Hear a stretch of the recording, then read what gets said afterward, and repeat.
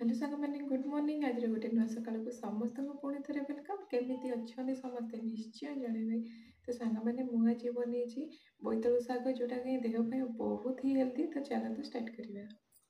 तो सांग मैंने आज गोटे नुआ फ्रेश ब्लॉग को समस्त को वेलकम। आज बनइबा बोईतालु शाग जोटा कि देहपाई बहुत ही भल आ तार बेनिफिट्स गुड़ाक मु प्रथम आपण मानू देखई देछि आपण पढ़ी पारती।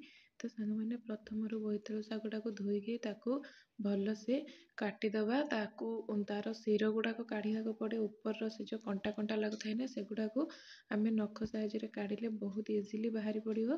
काढ़ी भल से धोईदबा धोईकी पूरा पूरी टिक टिक कर पूरा बहुत ही छोट पीस जिते छोट पीस करें से छोट पीस काटिदबा काटी सारा पर तो नेक्स्ट प्रोसेसिंग होची हमरो मुग डाली टिके सागरे पकेबा सेति ताकू फ्राए करबा सेटा पूरा पूरी ड्राई रोस्ट होबो किछि माने सुखिला भजा हबो सेति किछि भी पड़िबनी खाली मुग जाई जागु टिके जस्ट हल्का ब्राउन हला जाए भल से फ्राए करदबा जेमिति तार स्मेलटा बहुत ही बढ़िया से भाजला बेलू तो आपण मैंने जानीदेवे भाजला बेले जना पड़ो तापर आमर प्रेसर कुकर अल्प टिके पानी दिया से जो भजा होता मुग जाइया को भल से धोईकी आम पकईदबा डालीटा पकई सारा प्रथम फेम्परटा को बाहर करदे तो मैंने देखो मोर सारू बोईतालु आउ बोईतालु शाग तीनटा जाक काटिकी पूरा प्रिपेयर कराई देखो मु फेम्परटा भी बाहर करदेली। प्रथम फेम्परटा आप डाली बाहर करदे कहीं फेम्परटा देह बिल्कुल भी भल नहीं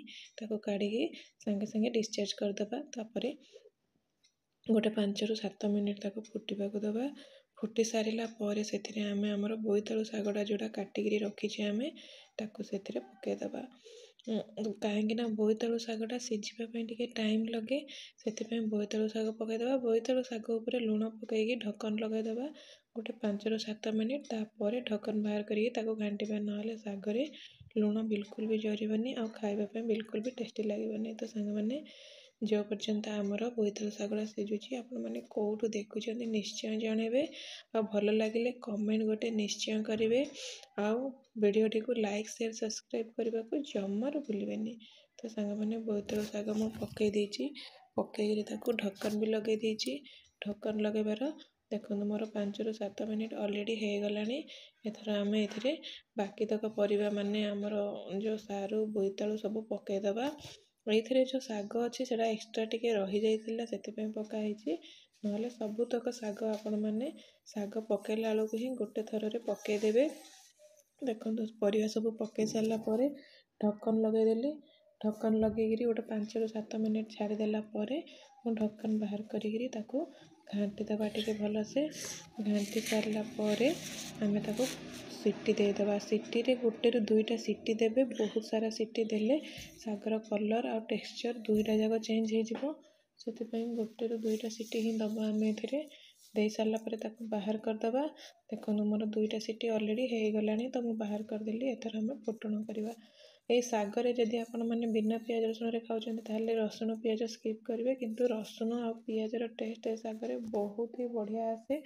तो प्रथम गोटे कढ़ई तेल टिके पकईदबा प्रथम आम रसुण टाक पकईदबा जीरा सोरिष पकईला रसुण पकईले रसुण भल से भाजी हुएनि से रसुण टा पकईकी भल से रोस्ट कर देखु जस्ट ब्राउन हो गला से मुझे साइड करदेली आ जीरा सोरिष पकईदेली जीरा सोरिष भल से फुटीगला आम से जो पियाज काटिकी रखि पूरा चुना चुना करके पियाज भी काटी भी पकईदेवे आ पियाजटा जस्ट टिके ब्राउन है पर्यंत फ्राए करवा लंका 2टा पकई देछि आउ भल से फ्राए करवा।